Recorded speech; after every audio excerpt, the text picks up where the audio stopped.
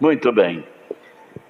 Antes de orarmos juntos, eu gostaria de convidar você, se quiser, o Jonathan, por gentileza, só baixar um pouquinho para lá e jogar um pouquinho de retorno, por gentileza, se for possível. Só para não ficar muito... Apocalipse capítulo 3, eu quero meditar com os irmãos, no verso 5, Apocalipse capítulo 3, verso 5, que diz assim o texto: o que vencer será vestido de vestes brancas, e de maneira nenhuma riscarei o seu nome do livro da vida, e confessarei o seu nome diante de meu Pai e diante dos seus anjos. Esse texto, esse versículo, eu gostaria que você fizesse a sua oração. Senhor, me abençoe nesta manhã. Senhor, me encha do Espírito Santo. Senhor, derrama sobre mim a tua graça. Eu quero ser envolvido, Senhor, pelas chamas do Espírito Santo. Eu quero arder, Senhor. Eu quero me encandecer. Eu quero, Senhor, ser uma brasa viva na tua presença nesta manhã. E eu te peço, Senhor, que o fogo do Espírito Santo, ele possa me aquecer, ele possa, Senhor, queimar as imperfeições, ele possa cauterizar, Senhor, as enfermidades, cauterizar o pecado. Senhor, que a minha vida seja cheia do Espírito Santo. Faça a sua oração. Deus maravilhoso, obrigado por estarmos nesta manhã na tua casa, e eu te peço, ó Senhor, que o Senhor abra as comportas dos céus sobre este lugar, derramando, Senhor, a tua graça, derramando, Senhor, o teu Espírito, abençoando os pastores, abençoando o diaconato, abençoando os músicos, cantores, abençoando as crianças, abençoando os jovens, adolescentes, abençoando os casais, abençoando as famílias que estão reunidas na tua casa nesta manhã. Eu te peço a tua bênção sobre aqueles que vão nos assistir pelas redes sociais, que o Senhor possa operar, que o Senhor possa salvar, transformar, libertar, curar, salvar e operar grandes maravilhas, Senhor, na vida daqueles que nos assistem. Abençoe o teu povo, a tua igreja, e prepara-nos, ó Deus, para o grande momento do arrebatamento, quando, Senhor, santos serão tirados da terra, santos foram arrebatados. Aleluia, aleluia. Nos abençoe nesta manhã, eu te peço, em nome do Senhor Jesus. Fale conosco hoje para sempre, em nome do Senhor Jesus. Amém e amém. Graças a Deus. Podei vos assentar. Glória a Deus. Obrigado, Senhor. Muito bem. O assunto que eu quero compartilhar com os irmãos hoje é herança dos vencedores. Herança dos vencedores. Muito bem. Irmãos, a Bíblia, em especial Apocalipse, mas em toda a Escritura, usa-se muita figura, usa-se muitos símbolos, usa também parábolas que são comparações.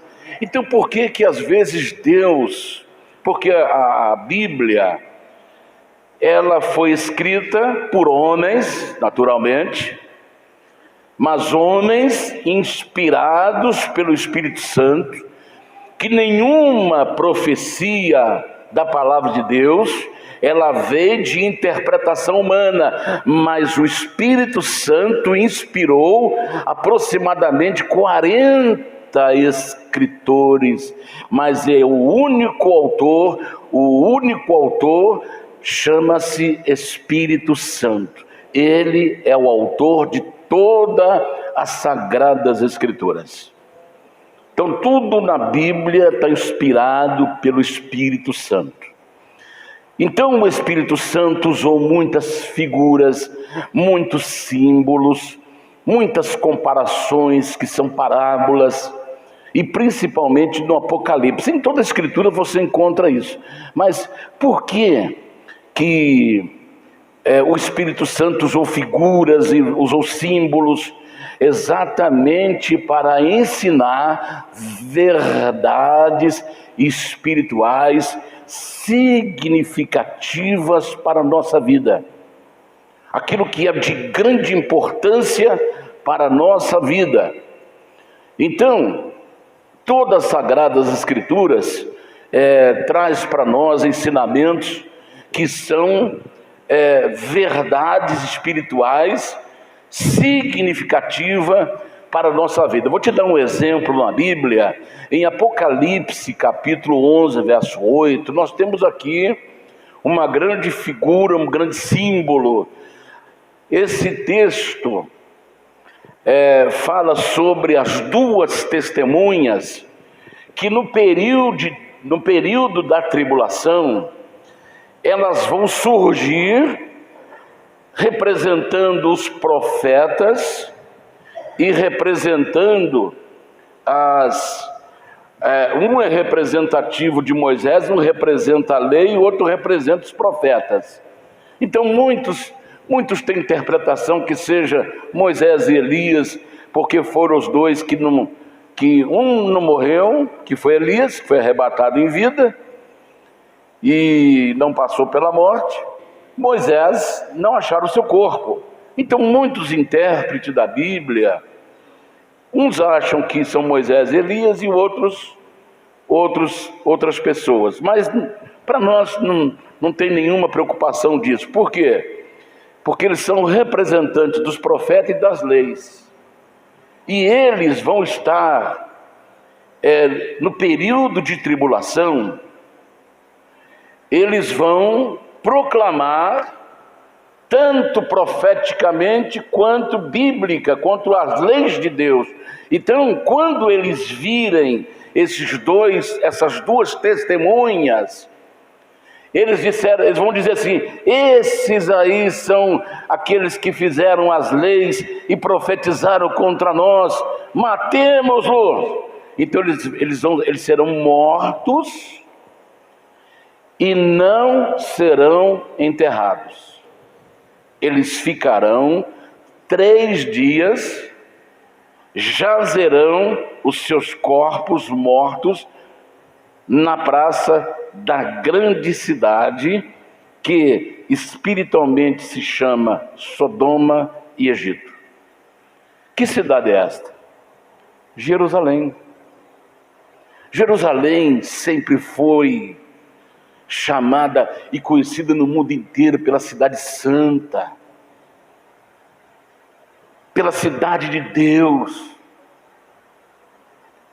pela cidade que o mundo inteiro conhece, se não conhecer pessoalmente, conhece biblicamente.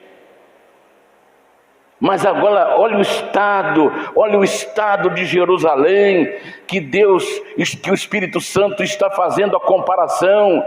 Jazerão os seus corpos mortos na grande praça, na praça da grande cidade, que espiritualmente se chama Sodoma. Então o estado de Jerusalém, no momento que essas testemunhas serão mortas, o estado espiritual do povo de Jerusalém será como Sodoma,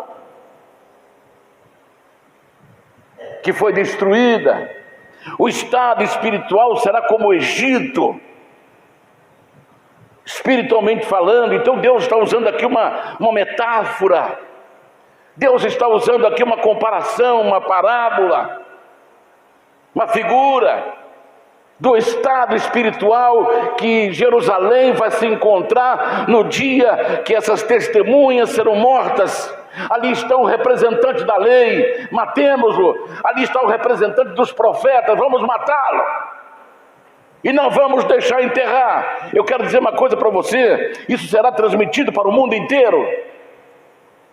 Porque tudo que vai acontecer na cidade chamada Sodoma e Egito, que será Jerusalém, nos dias de tribulação, será transformado ou será transmitido para o mundo inteiro. Porque o mundo inteiro vai estar voltado para Jerusalém, porque lá vai estar o governo do anticristo.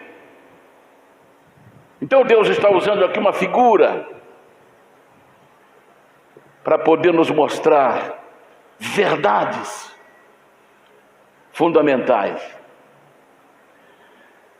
Outra que nós vamos observar está registrada em 1 Coríntios capítulo 10, do verso 1 ao verso 13. Aqui o apóstolo Paulo faz uma comparação entre a saída do povo de Israel do Egito em direção a Canaã. E ele faz uma comparação da igreja que foi tirada do mundo, que foi tirada da mão de Satanás e foi levada para lugares celestiais, porque a palavra de Deus nos diz: ele nos tirou das trevas e nos transportou para a sua maravilhosa luz. Assim como o povo de Israel saiu do Egito, das garras de Faraó, que simboliza Satanás, e o Egito, que representa o mundo, a escravidão do pecado. E quando eles saem, eles passam pelo deserto em direção a Canaã. Então a igreja hoje está fazendo a sua caminhada. Deus nos tirou das garras de Satanás. Deus tirou você das mãos de Satanás. Deus tirou a mim das mãos de Satanás. Ele está transportando a nós para Canaã celestial. Então nós estamos em direção a Canaã celestial. Aleluia, aleluia, aleluia.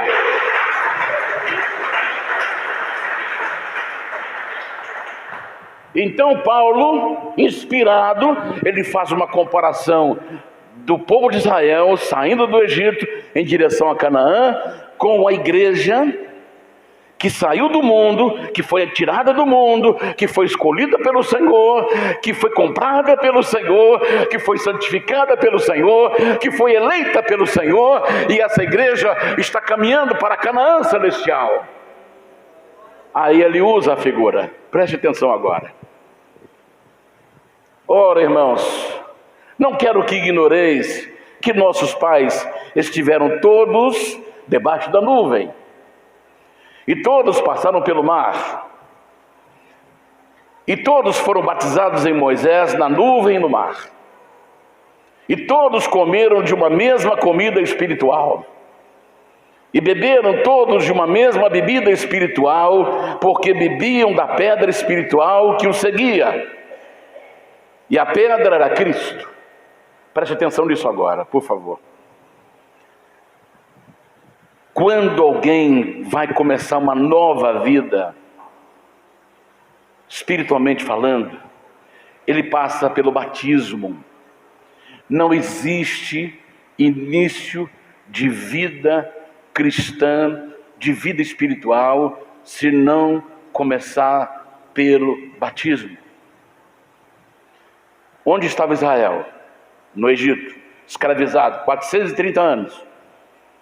Aí, eles vão sair agora para uma nova vida, uma vida livre, uma vida liberta, uma vida onde terão direito à propriedade, onde terão direito a constituir a sua família e cada um voltar para casa, poder trabalhar, poder produzir, poder crescer, que lá no Egito eles eram apenas escravos e morriam no meio do barro, no meio da palha, fazendo tijolos para Faraó. Agora eles vão sair para uma vida de liberdade. Então, qual foi o batismo deles? O batismo dele foi nas nuvens. O que a nuvem tem? A nuvem é formada de quê? Água. O que a Bíblia fala? Que uma nuvem os acompanhou durante todo o dia. Eles foram cobertos pela nuvem. Então Paulo faz isso, uma comparação. Eles foram batizados nas nuvens. Eles estão passando de uma vida de escravidão para uma vida de liberdade. E eles foram batizados no mar. Quando o mar abriu, eles passaram pelo meio do mar. Então Paulo fala assim: eles foram batizados na nuvem no mar. Está dando para você entender? É o começo de uma nova vida. É o começo de uma nova expectativa. Mas eles não apenas foram batizados, eles comeram. Está no versículo. Mas Deus para trás um pouquinho, só para ver. E beberam, olha ali, beberam todos da mesma bebida espiritual. O que a palavra fala? Que o Espírito Santo é a água viva. Está dando para você entender? E nós não estamos aqui bebendo da mesma água que é o Espírito Santo, porque bebiam da pedra espiritual que os seguia. E a pedra era quem? Cristo. Mas eles também comiam. Preste atenção aí. E todos comeram da mesma comida espiritual. O que nós fazemos na ceia? Comemos do pão da vida, para sermos ligados ao pão da vida, para sermos envolvidos com o pão da vida. Jesus disse: eu sou o pão da vida, quem comer de mim nunca mais terá fome, e quem beber da água que eu lhe der nunca mais terá sede. Aleluia, aleluia, aleluia. Eu quero que você preste bem atenção. Quero que você preste bastante atenção nisto. Para ser preciso, bem preciso, sempre quando trata-se da saída de Israel do Egito, a gente usa aquela expressão de quantidade de 600 mil homens, mas precisamente foi 603 mil homens, de 20 anos para cima. De 20 anos para baixo não foi contado. Jovens, adolescentes, crianças não foram contados, nem mulheres, mas foram 603 mil homens.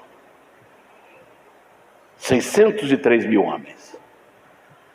Agora, desses 603 mil homens que foram batizados na nuvem, que foram batizados no mar, que beberam da água que saía da pedra que é Cristo, que comeram do mesmo alimento espiritual, quantos entraram em Canaã desses 603 mil homens? 2. Eu vou te dar o texto.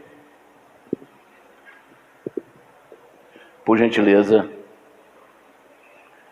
Por gentileza. Números 14, 30 e Números 26, 65. Olha o que está dizendo aí. Todos eles, preste bem atenção, mano. Todos eles foram batizados na nuvem, batizados no mar, comeram do mesmo pão espiritual e comeram e beberam da mesma água. Olha lá, olha. não entrareis na terra pela qual levantei a minha mão, que vos daria habitar nela, que vos faria habitar nela, salvo Calebe, filho de Jefoné, e Josué, filho de Num. Irmãos, se nós analisarmos friamente, isso aqui é um desastre. Onde foram parar 602.998 pessoas que saíram para uma nova vida e não chegaram lá? Vamos confirmar o texto 26:65, Números 26:65. Porque o Senhor dissera dele que certamente morreria no deserto, e nenhum deles ficou senão Calebe, filho de Jefoné, e Josué, filho de Num. Olha aí. Todos eles ficaram no deserto, na caminhada. Então, vou te confirmar o texto que fala quantos saíram do Egito. Êxodo 12:37 e Números 1:45 e 46. Vamos confirmar aí. Êxodo 12:37. Assim partiram os filhos de Israel de Ramassés para Sucote, cerca de 600.000 a pé, somente de homens, sem contar os meninos. Agora, Números 1:45 e 46, por gentileza. Assim foram todos os contados dos filhos de Israel, segundo a casa de seus pais. De 20 anos para cima, todos os que podiam sair da guerra em Israel, todos os contados eram 603.500. Tem ainda que eu perdi os 550. Olha ali. Todos os contados eram 603.550 mil homens. Ainda tinha aquela quase metade, mais de 550 aí. Então foi muito mais do que nós podemos imaginar. Aí você me pergunta assim: pastor, o que eles fizeram para morrer no deserto? Por que essa gente abençoada, cheia de promessa, povo de Israel, não chegaram a Canaã? O que eles fizeram? O próprio apóstolo Paulo, cheio do Espírito Santo, ele responde, versículo 6 de 1 Coríntios 10. Vamos lá. Aí vem. Deixa eu ler esse texto que você passou ali, João. Volta só esse versículo aí. Esse ou já é um versículo? Já é, né? Estas coisas, o que vem no contexto abaixo desse versículo, estas coisas foram-nos feitas em figura,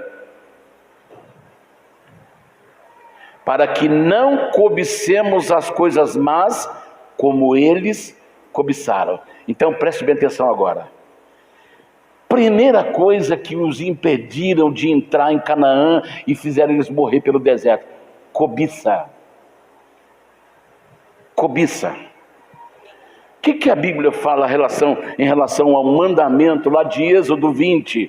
Não cobiçarás a mulher do teu próximo, não cobiçarás a casa do teu próximo, não cobiçarás os bens do teu próximo, não cobiçará aquilo que é do seu próximo. Cobiça é desejar para ti aquilo que é do outro.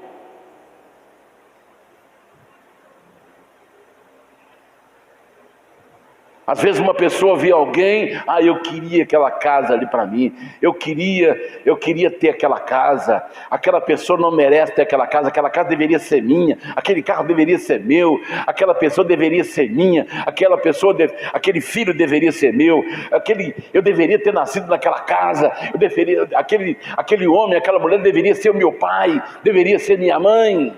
São cobiças. E o primeiro tropeço dos filhos de Israel foi a cobiça.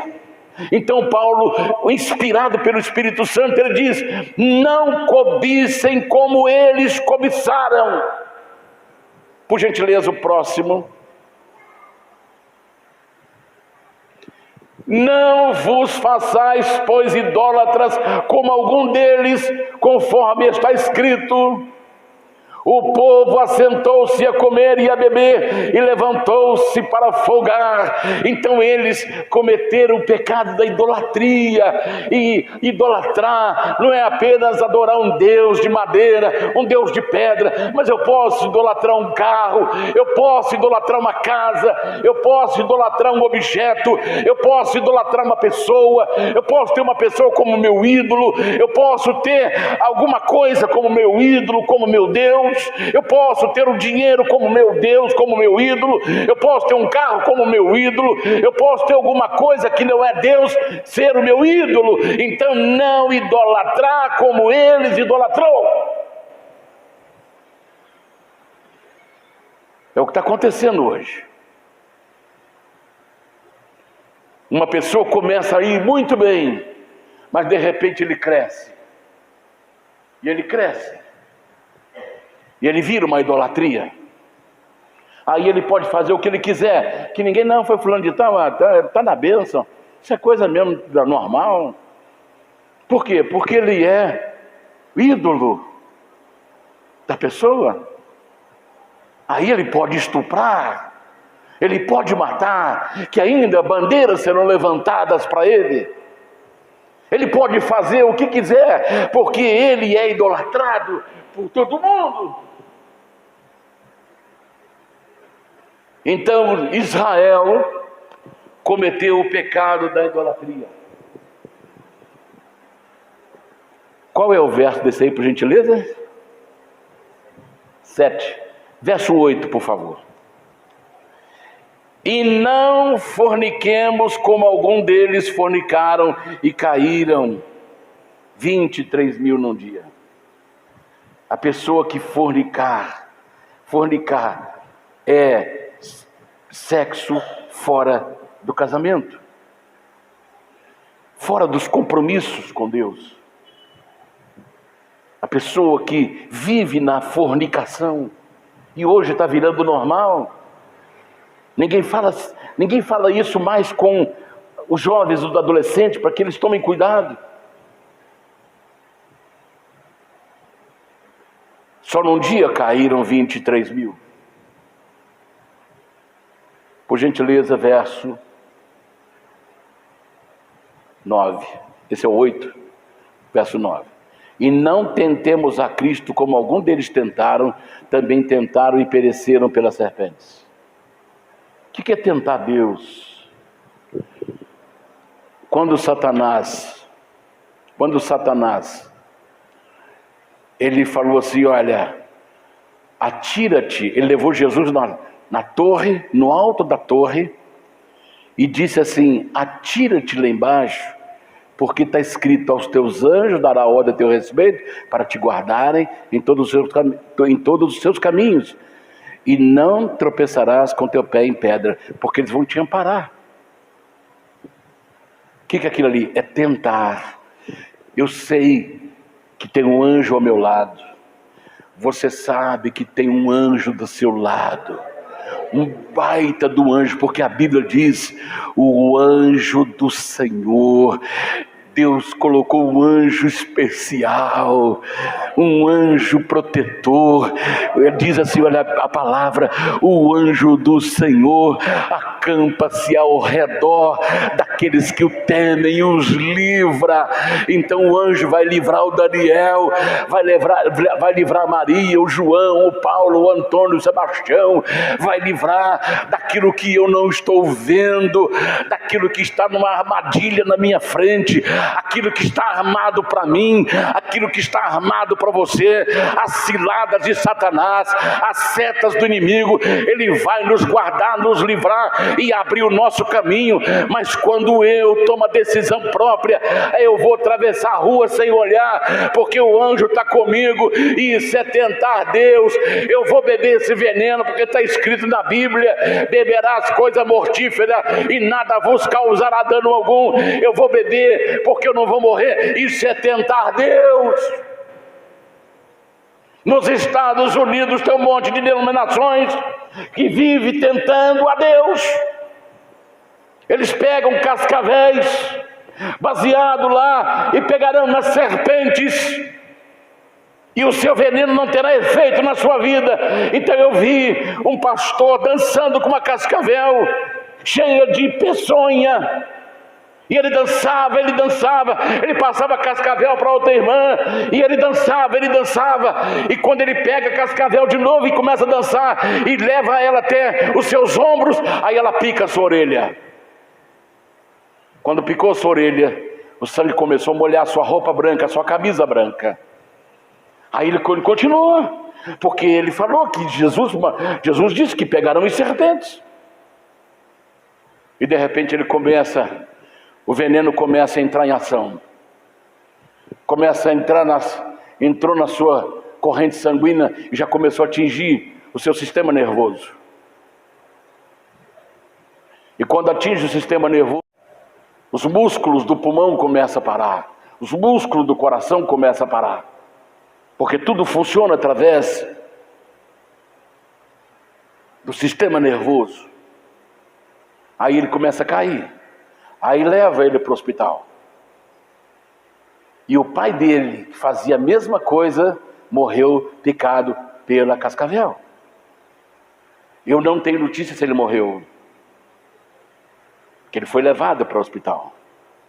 E você pensa que a igreja parou? Não, continua fazendo. Isso aí é tentar Cristo.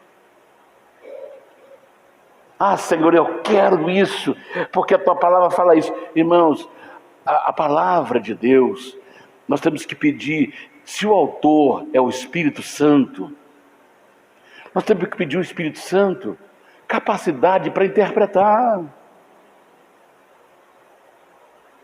Eu vou te dar um exemplo aqui de tentar Deus. Senhor, me dá um avião, Senhor. Não um avião, meu Pai. Eu preciso de um avião. Aí ele vai olhar: para que você quer avião, Daniel? Aí vamos lá, se eu estou dialogando com Deus. Você vai pôr o avião aonde, meu filho?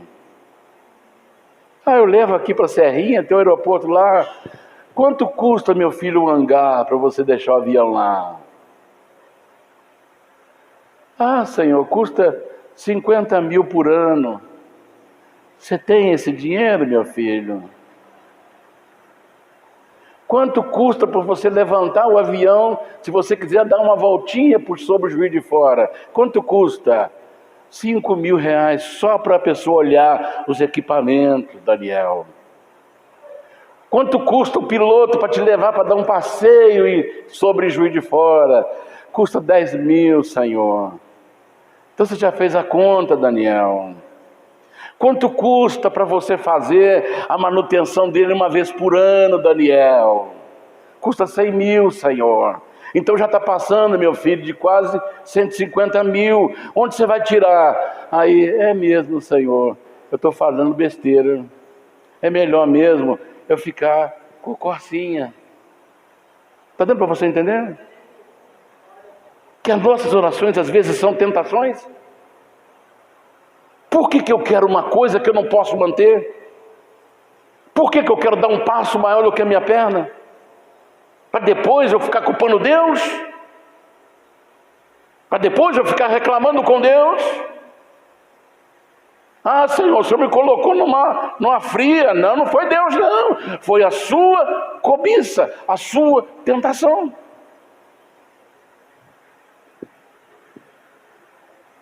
Jesus disse assim: não tentarás o Senhor teu Deus. Então, por que eles caíram no deserto? Porque eles tentaram a Cristo. E está cheio de gente aí sendo levada a tentar o Senhor. Por isso que você tem que observar o que você escuta na rede social. Um dia desse eu ouvi um pregador. Ele disse assim: o anjo Rafael é o meu guia e protetor. Eu falei assim, eu até falei com a Thalita: Thalita, eu nunca vi na Bíblia anjo Rafael. Nunca vi. Aí eu fui pesquisar. Sabe onde está escrito o anjo Rafael? Tobias, livro de Tobias. Livro de Tobias é o livro apócrifo. Quer dizer, não tem inspiração do Espírito Santo. Porque ele fere. Ele é um livro herético. O que é herético? O que é heresia? Heresia é tudo aquilo que fere, que vai de encontro e que choca aquilo que está registrado nas Sagradas Escrituras. Quando é que você descobre uma heresia? É quando ela fere. E no livro de Tobias está escrito assim: o Tobias estava passando numa praia, aí um monstro apareceu no mar. O anjo Rafael disse assim para Tobias: Tobias, pegue esse monstro pela guelra. Guelra é onde ele respira, igual um peixe comum. Pegue ele pela guelra e puxa ele para fora, mata-o. A carne vai te servir para alimento, mas as vísceras, o coração, as vísceras, você vai queimar, porque vai servir de remédio para você e vai espantar os demônios dos homens e das mulheres. É o fígado, é o coração, é o rim do animal que vai espantar os demônios, mas é aquilo que Jesus ensinou: em meu nome expulsarão demônios, em meu nome pisarão serpentes, em meu nome pisarão escorpiões, em meu nome pisará toda a força do mal e nada vos causará dano algum. Aleluia! Não é as vísceras queimadas, mas é o poder do nome de Jesus.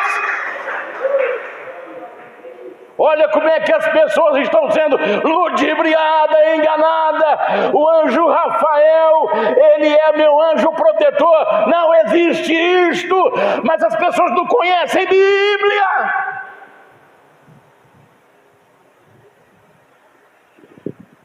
Eu estava passando na frente de uma igreja, aqui no centro, aí escutei o pessoal orando.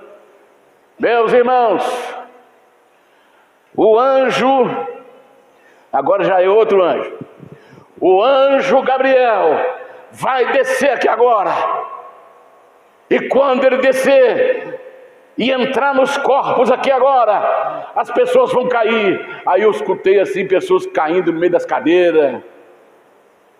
Aí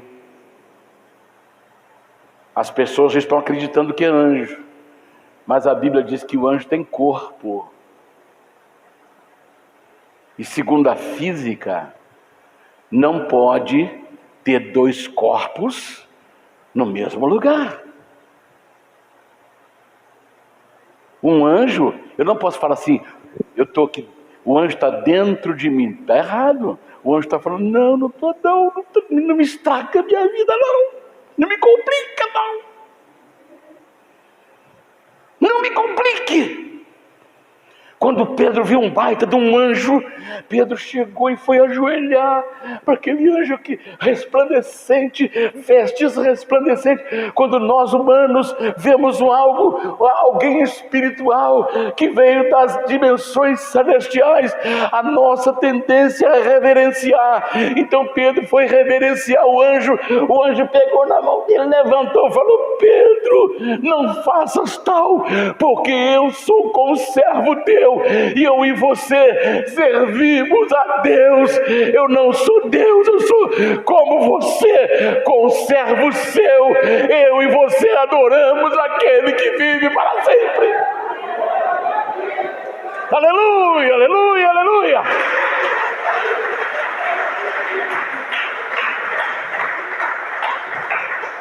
Se aparecer um anjo na sua casa, que pode aparecer, não se curve a ele. Agora, se você se curvar por causa da nossa tendência, e ele falar assim: olha, continua aí, pode pegar e falar: anjo, você está disfarçada, em nome de Jesus, pode sair da minha casa, em nome de Jesus, porque você é um anjo mentiroso, você é demônio, você é Satanás. Saia em nome de Jesus, porque anjo não aceita adoração. Se está aceitando, porque não é anjo. A Bíblia fala que ele se transforma em anjo de luz.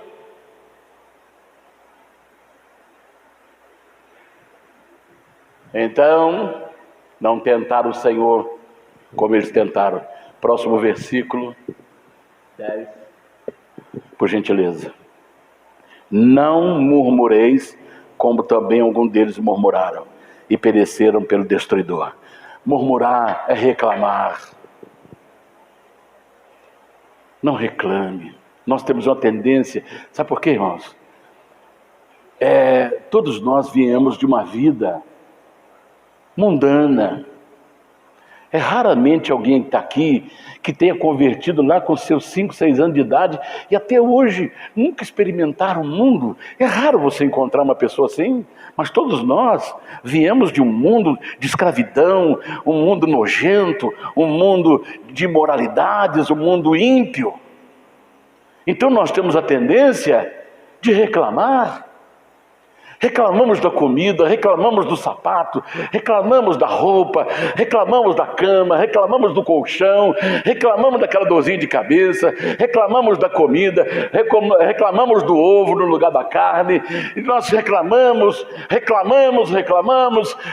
da casa, reclamamos do sol, reclamamos da chuva, reclamamos do frio, reclamamos do calor. Reclamar é murmurar. Às vezes a gente solta sem querer e o sol está muito quente, está muito calor. Aí começa a chover. E essa chuva não para. Não para essa chuva. Eu queria sair, a chuva não para. Estava tudo planejado para a praia. Começou a chover, não posso ir. Vim para a praia, está chovendo, desde o dia que eu cheguei e vou embora, vai continuar chovendo. Aqui, você quer ver? Ó? Eu vou sair, eu pegar minhas coisas, pôr no carro, vai parar a chuva. Quer ver? Ó. Não é assim? Ô mãe, ovo de novo? Ô mãe, tem que trocar esse sofá aqui tem uma tábua aqui. Ô mãe, tem gente que contrata tocar esse colchão? Não, essa cama aqui está me doendo as costas. Todo dia eu passo mal, todo dia eu sinto. Irmãos, comece a agradecer. Senhor, olha, eu fico impressionado de ver o Arthur e a Eloá, é uma bênção. Não é porque, não estou puxando sardinha não, as crianças são bênçãos nas nossas vidas. As crianças dão um show de vida com Deus para a vida da gente. Às vezes a gente vai almoçar junto, eu falo: Arthur e Eloá, ora para nós. Irmãos, ela começa a orar: Papai do céu. Aí eu vou orar, ela para: não, só eu e Arthur. Aí começa lá, aí ora para o peixinho, ora para o cachorro, ora pra, lá tinha galinha, as galinhas, ela ora para as galinhas que já deve estar no papo de alguém há muito tempo. Ela ora para os bichinhos. Um dia desse, acho que foi até ontem, aí tinha um bichinho no chão lá, aí ela falou, vou aqui, tem um bichinho aqui, vou aqui. Aí, geralmente, inseto você tenta eliminar. Ela falou, vô, não mata não, porque ele deve estar procurando o papai dele, a mamãe dele. Eu falei, então deixa ele aí. Aí ela fala assim, todo dia, eu fui sair de casa agora para orar, enquanto a gente preparava, ela falou, vô, agora não, lá na saída. Aí, chegamos na saída, foi onde tinha esquecido a bolsa. Aí, chegou na saída, parou, eu fui começar a orar, ela falou, vô, o senhor não, nem a mãe, eu que vou orar. Pode começar a dirigir, pode ir que eu já vou orando. Aí eu estou escutando ela orando dentro do carro. Ela foi orando mais ou menos quase 1 quilômetro. Então, irmãos, ela agradece a Deus pela comida, agradece a Deus por tudo. Os dois agradecem a Deus por tudo. Então, irmãos, é uma lição para nós.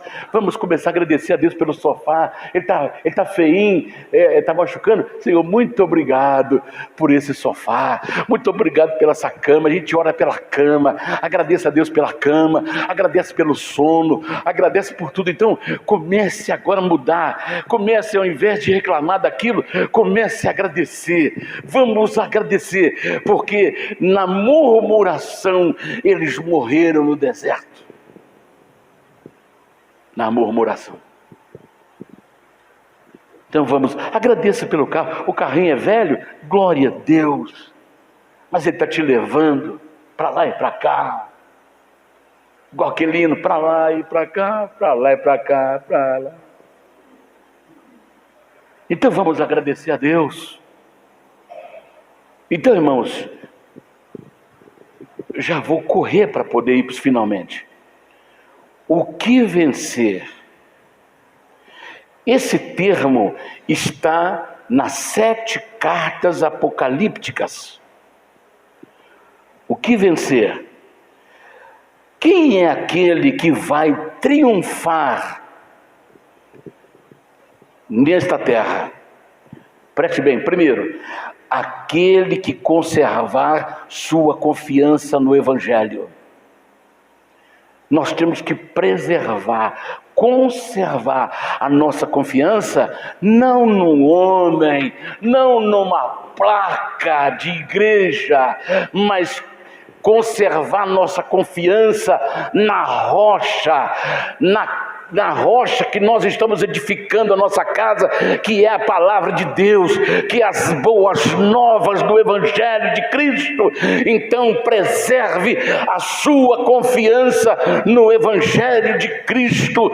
E Paulo diz assim, se algum homem ou algum anjo que descer do céu, trazendo um outro evangelho que não seja esse, seja maldito. Aquele homem que disse lá, o anjo Gabriel vai descer aqui agora e pessoas caindo, é um outro evangelho. Aquele que diz que o anjo Rafael é o seu guia e protetor, é outro evangelho, não é o evangelho de Cristo, porque o meu protetor chama-se Jesus Cristo, e ele me deu o Espírito Santo. Ele deu para você o Espírito Santo, que está registrado na sua palavra. Aleluia, aleluia, aleluia, aleluia, aleluia.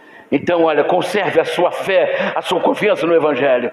Segundo, aquele que se arrepende e vigia, esperando a volta de Cristo, estando preparado para a mesma. Irmãos, a gente converte todo dia. Todo dia. Todo dia Deus mostra uma coisa que precisa ser tirada de nós. E até hoje Deus tem feito isso comigo. Até hoje Deus tem trabalhado isso na minha vida. Então, olha,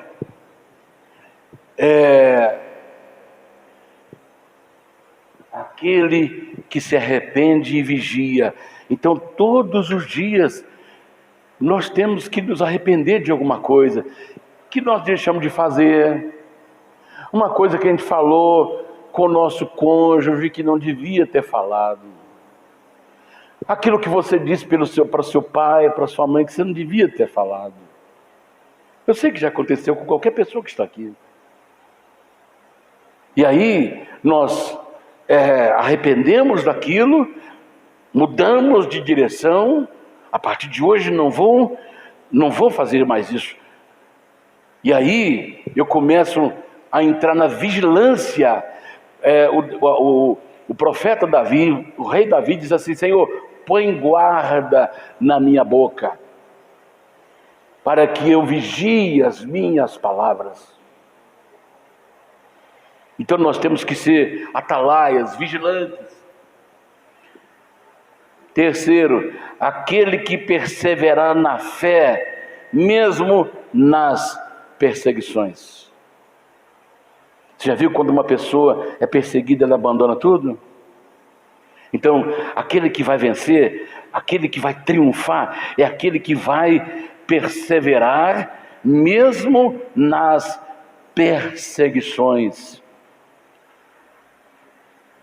A Bíblia fala, quero agora colocar esse versículo, Filipenses capítulo 2, verso 12, verso 13, aqueles que estão desenvolvendo a vossa salvação. Olha o que diz a palavra aí. De sorte que, meus amados, assim como sempre obedecestes, não só na minha presença, mas muito mais agora na minha ausência, assim também operai a vossa salvação com temor e tremor. Porque Deus é o que opera em vós, tanto querer como efetuar, segundo a sua boa vontade. O que é desenvolver a salvação? Eu devo ser melhor hoje do que fui ontem. Eu não posso repetir as coisas ruins que eu fiz ontem e repeti-las hoje. Eu tenho que desenvolver, eu tenho que crescer, eu tenho que melhorar como marido, melhorar como pai, melhorar como filho, melhorar como cristão, melhorar como servo de Deus, melhorar como vizinho, melhorar como empregado, melhorar como patrão, melhorar como funcionário, melhorar em tudo. Isso é desenvolver a salvação. E com temor e tremor. Agora, se eu paro no tempo e no espaço, tem pessoas que é a mesma coisa desde quando entrou na igreja. Não melhorou nada, não mudou nada. Então eu tenho que desenvolver a minha salvação, porque é isso que vai me garantir o meu triunfo ao vencedor, ao que vencer. Aí vem a herança.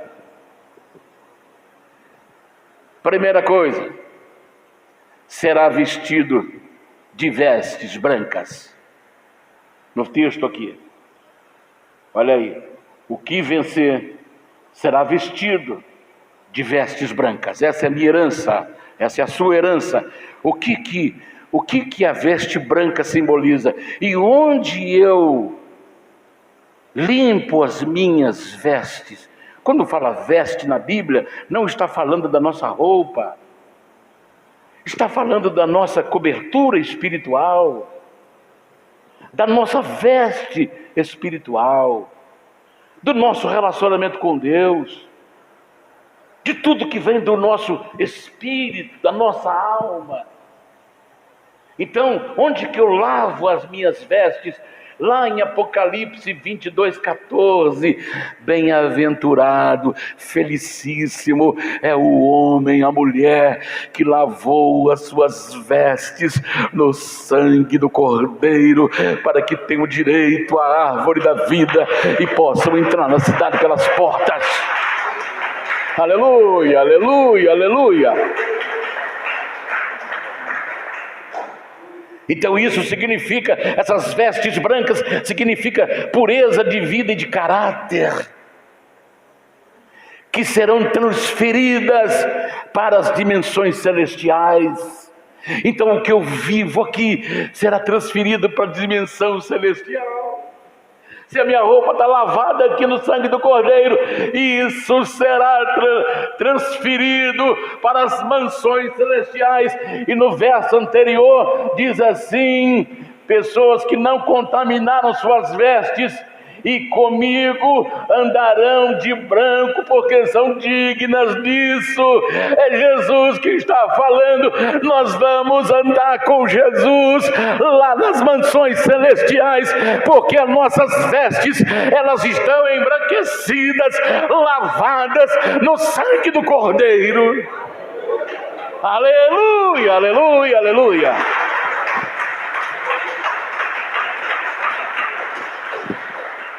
Imortalidade obtida através da santidade. Então, quando nós falamos assim em santidade, nós vamos através da santidade ganhar a imortalidade e receberemos um corpo imortal. Apocalipse 21:4. Olha o que está registrado aí: e Deus limpará de seus olhos toda lágrima, e não haverá mais morte, nem pranto, nem clamor, nem dor, porque já as primeiras coisas são passadas. Irmão, aquilo que você sente de dor aqui, você não vai sentir mais. O envelhecimento do nosso corpo não vai acontecer mais. Aleluia. Nós não vamos ver cemitério, nós não vamos ver cadeia, nós não vamos ver acidentes, nós não vamos ver assaltos, nem assassinatos. Não haverá hospitais, não haverá cadeias, não haverá falta de nada. Por quê? Porque o Senhor nos dará tudo. A morte será eliminada, as doenças serão eliminadas, a canseira será eliminada, as nossas dores serão eliminadas, a nossa saúde será perfeita, a nossa vida será perfeita, tudo será perfeito, porque fomos lavados no sangue do Cordeiro e vamos andar de branco com Ele. Aleluia, aleluia, aleluia. Esta é a herança dos vencedores. Aleluia, aleluia, aleluia, aleluia. Terceira herança. Segunda: de maneira nenhuma riscarei o seu nome do livro da vida. De maneira nenhuma. Isso aqui é muito sério. A salvação, eu não posso salvar a mim mesmo. A salvação é um dom de Deus. O que é um dom de Deus? Um presente de Deus. Daniel, você não pode se salvar. Por mais que você faça coisa boa, você não pode se salvar. Então estou te dando um presente aqui, a salvação, que é um dom meu. Agora, presente, eu posso aceitar e posso recusar. Agora, quem recusa o presente de Deus, para ele lá na frente, não terá por inocente.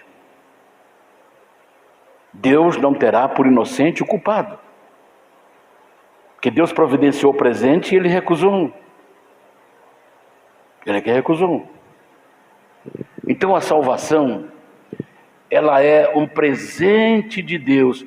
E é pela graça. Pela graça é favor que eu não mereço. Está registrado em Efésios, capítulo 2, verso 8 e verso 9.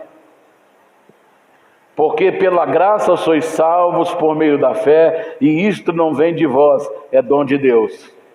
Não vem das obras para que ninguém se glorie.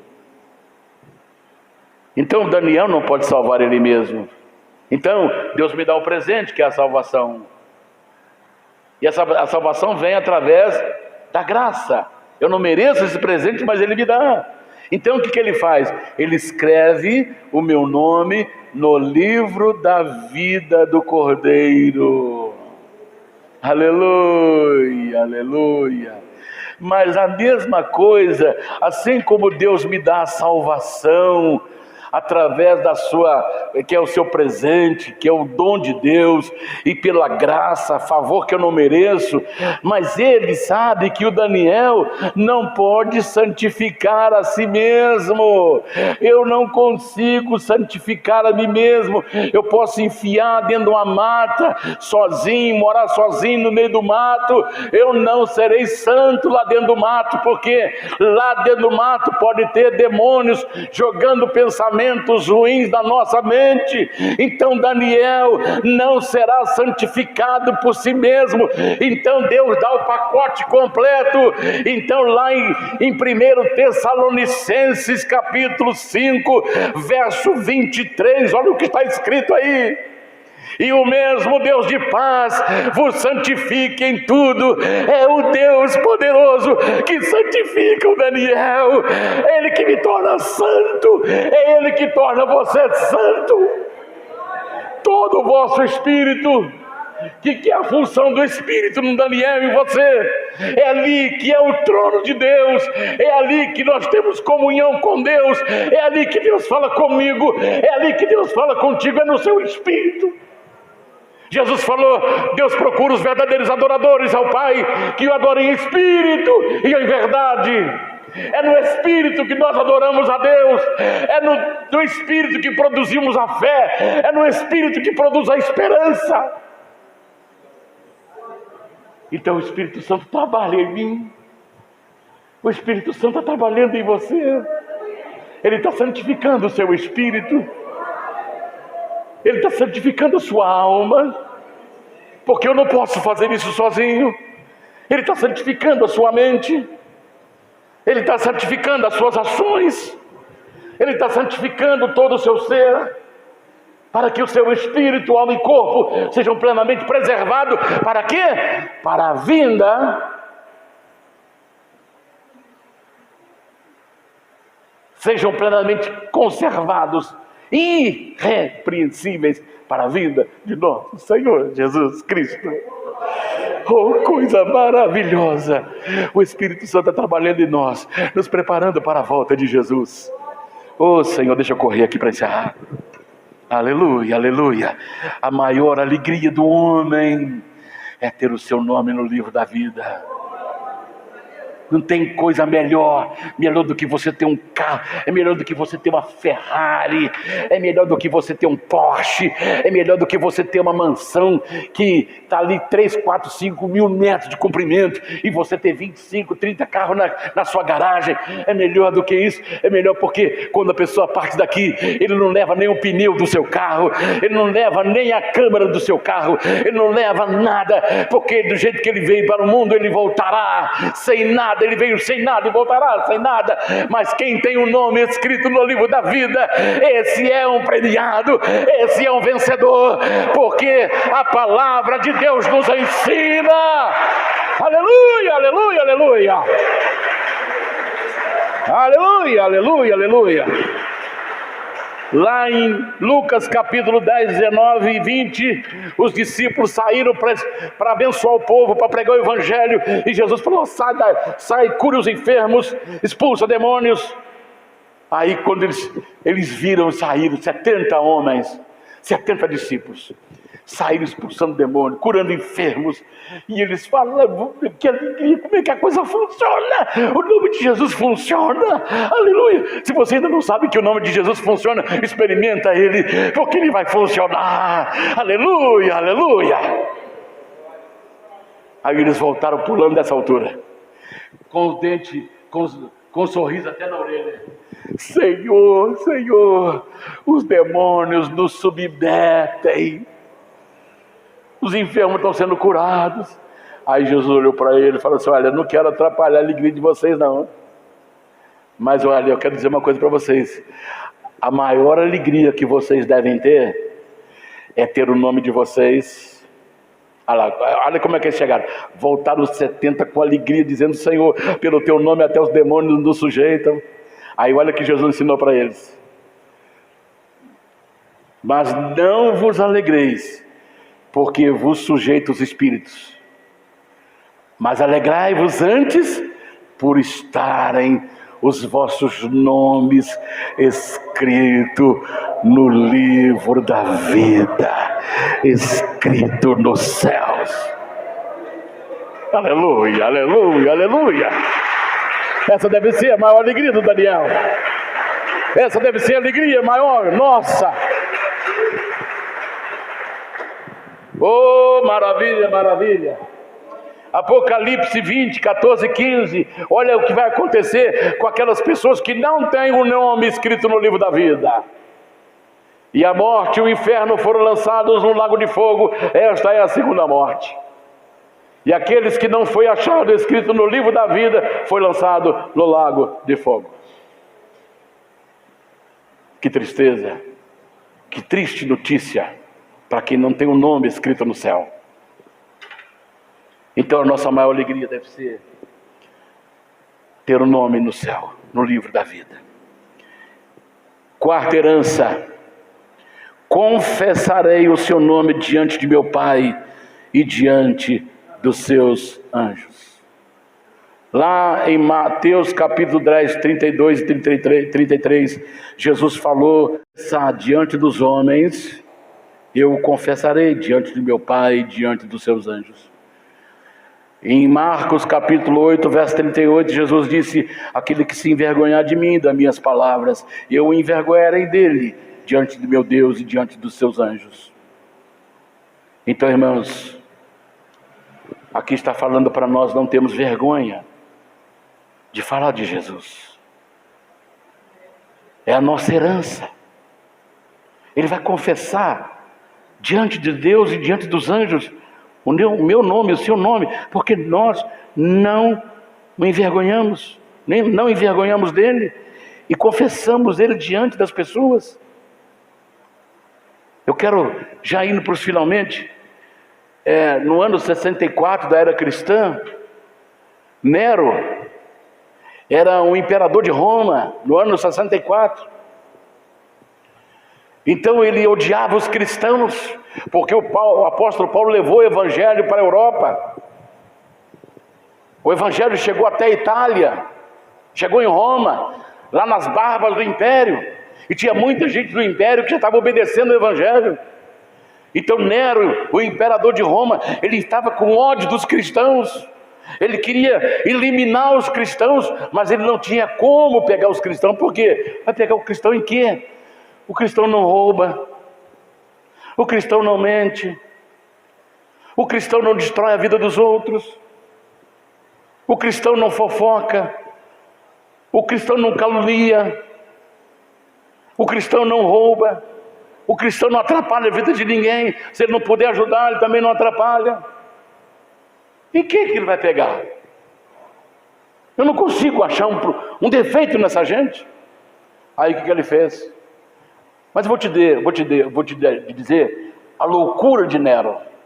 Nero era tão louco que ele abriu a barriga da mãe dele para saber de onde ele nasceu. Aí o que ele fez? Ele mandou colocar fogo em Roma. Quando Roma estava pegando fogo, aí ele tramou: é agora. Acusou os cristãos de terem colocado fogo em Roma. Aí na mesma hora ele mandou os soldados dele caçar os cristãos. E foi pegando milhares de cristãos.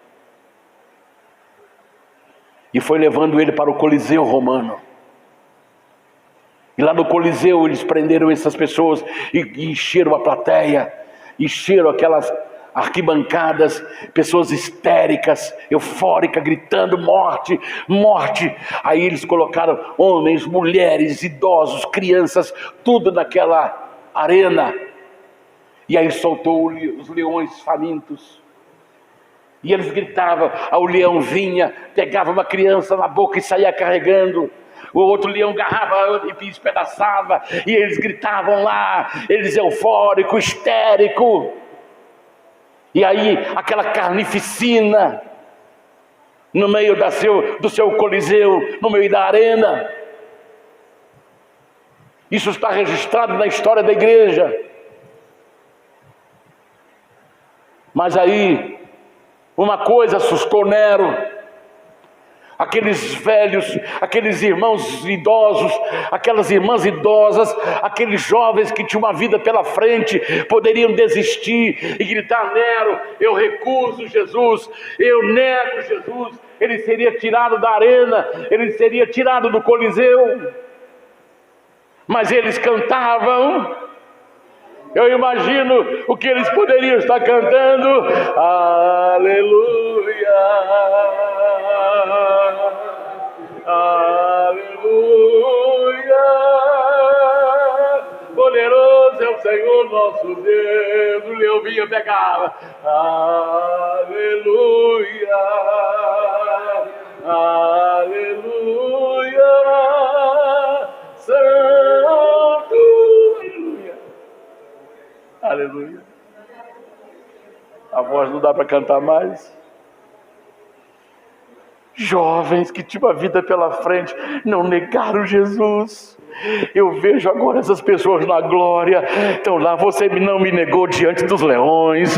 Você que está aqui, você está, vem cá. Pai, esse aqui não me negou. Pai, esse aqui não me negou. Pai, esse outro aqui não me negou. Aleluia. Eu confesso o nome dele diante de ti e diante dos anjos, porque ele não me negou, Pai. Aleluia, aleluia. Aleluia, aleluia,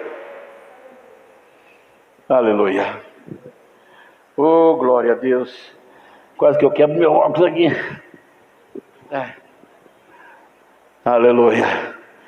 E eu encerro. Vou deixar apenas versículo para você. 1 Coríntios 15, 55 a 57. A Bíblia diz assim, através do Espírito Santo, pelo apóstolo Paulo: onde está a morte, o teu aguilhão? Onde está a morte, a tua vitória? Tragada foi a morte pela vitória. Então nós somos vitoriosos. Aleluia.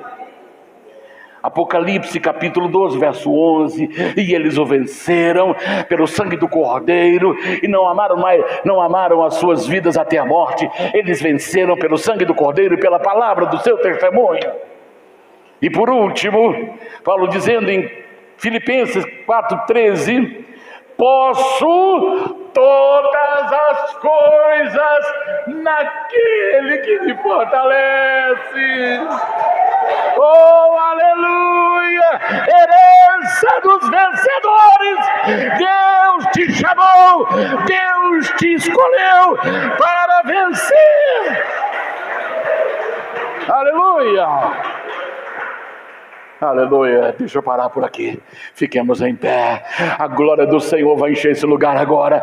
Não fique com a sua boca fechada. Senhor, muito obrigado, porque o Senhor colocou meu nome no livro da vida para ser um vencedor. Aleluia, aleluia. E me encha do Espírito Santo. Me encha do Espírito Santo. Nós vamos orar no meio do povo. Nós vamos orar pertinho de você aí. A glória de Deus está aqui. Aleluia, aleluia, aleluia, aleluia. Irmã Regina, ora no meio do povo também, irmã Regina. Aleluia, aleluia, aleluia, aleluia, aleluia, aleluia. Glorifica o nome do Senhor, glorifica o nome do Senhor. Aleluia, aleluia, aleluia, aleluia, aleluia, aleluia, aleluia.